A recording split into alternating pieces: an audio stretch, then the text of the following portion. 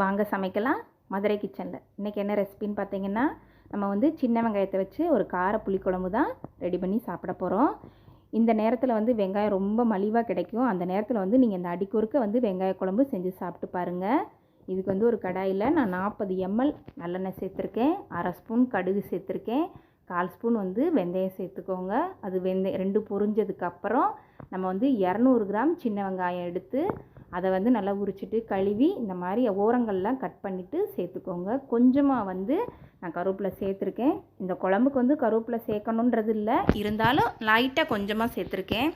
இதை நல்லா வதக்கி விடுங்க.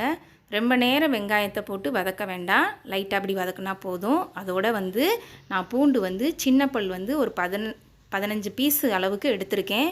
நீங்கள் பெரிய பல்லாக இருந்துச்சுன்னா ஒரு 6 பீஸ் சேர்த்துக்கிட்டிங்கன்னா போதும். இதை ரெண்டையும் சேர்த்து இப்படி வதக்கி விட்டுக்கோங்க. அது வதங்கினதுக்கப்புறம் நம்ம வந்து நான் 2 தக்காளி பழம், மீடியமான சைஸ் தக்காளி பழம் எடுத்திருக்கேன்.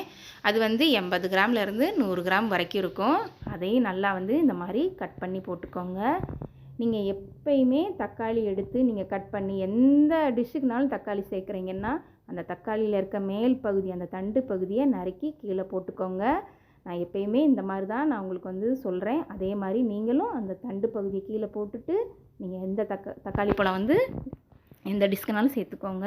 அதை வந்து இந்த மாதிரி நல்லா மையாவும் இல்லாமல் கொஞ்சம் கொரப்பாக இந்த மாதிரி அங்கங்கே தக்காளி இருக்கிற மாதிரி அரைச்சி எடுத்துக்கோங்க. அரைச்சி எடுத்ததை நீங்கள் வந்து வெங்காயத்தோடு சேர்த்துட்டு நல்லா வதக்கி விடுங்க. வதக்கி விடுறது எப்படின்னு கேட்டிங்கன்னா, நல்லா வந்து அந்த தக்காளியில் இருக்க ஈரப்பதம் வந்து கொஞ்சம் வற்றி சுண்டி வர்ற அளவுக்கு வதக்கி விட்டுக்கோங்க. இதோடு வந்து நான் வந்து ஹோம்மேட் மசாலா, அதாவது வீட்டில் அரைச்ச மிளகாத்தூள் மசாலாத்தூளை வந்து ஒரு 2.5 ஸ்பூன் சேர்த்துருக்கேன்.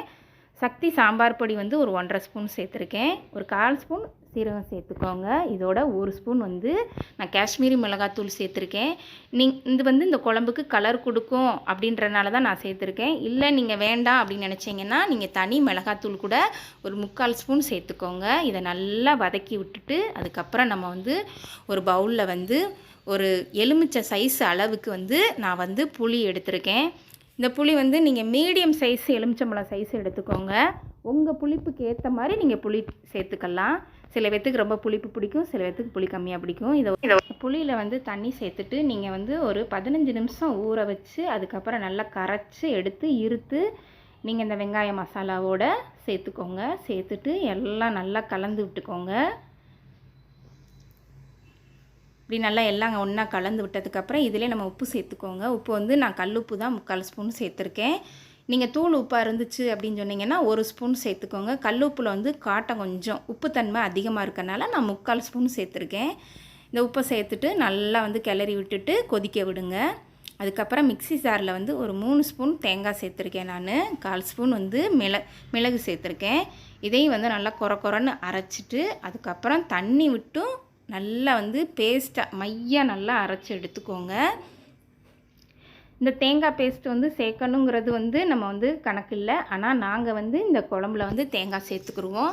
நீங்கள் ரொம்ப சேர்த்துக்காமல் இருந்தீங்கன்னா 1 ஸ்பூன் மட்டும் அரைச்சதில் சேர்த்துட்டு நல்லா வந்து கிளறி விடுங்க. அப்படி இல்லைன்னா நீங்கள் தேங்காய் பாலாக கூட எடுத்துகிட்டு மிளகுத்தூள் சேர்த்திங்கன்னா கூட நல்லாயிருக்கும் குழம்பு. இந்த மாதிரி எல்லாம் சேர்ந்து ஒன்றா மிக்ஸாக கிளறி விட்டுட்டு நல்லா கொதிக்க விட்டதுக்கப்புறம் இந்த பாருங்கள் குழம்பு நல்லா வற்றி சுண்டி எண்ணெய்லாம் பிரிஞ்சு நல்லா இந்த பக்குவத்துக்கு வந்திருக்கும். போதும், நம்மளுக்கு இந்த அளவு கரெக்டாக இருக்கும். இதில் எண்ணெய் ரொம்ப சேர்த்த மாதிரி தான் இருக்கும். ஏன்னு கேட்டிங்கன்னா நம்ம வந்து நல்லா குழம்ப வந்து நல்லா கொதிக்க விட்டனால இந்த வந்து எண்ணெயெல்லாம் பிரிஞ்சு இப்போ வந்திருக்கு. இதோடு சேர்த்து நான் ஒரு ஸ்பூன் அளவுக்கு வெல்லம் சேர்த்துருக்கேன். நான் வந்து வெல்லத்துக்கு பதிலாக வந்து நாட்டு சர்க்கரை சேர்த்துருக்கேன். நீங்கள் வெல்லம் சேர்த்துக்கிட்டாலும் ஓகே, இல்லை நாட்டு சர்க்கரையும் நல்லா தான் இருக்கும். அதை சேர்த்துட்டு எல்லாம் சேர்ந்து ஒன்றா கிளறி விட்டுட்டு நீங்கள் அடுப்பை ஆஃப் பண்ணிடுங்க. போதும், இதுக்கு மேலே கொதிக்க வேண்டாம். இப்போ வந்து நம்ம வெங்காய குழம்பு கார புளிக்குழம்பு ரெடி ஆயிடுச்சு.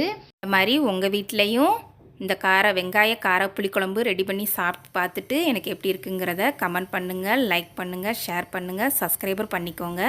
மீண்டும் ஒரு அருமையான ரெசிபியிலே உங்களை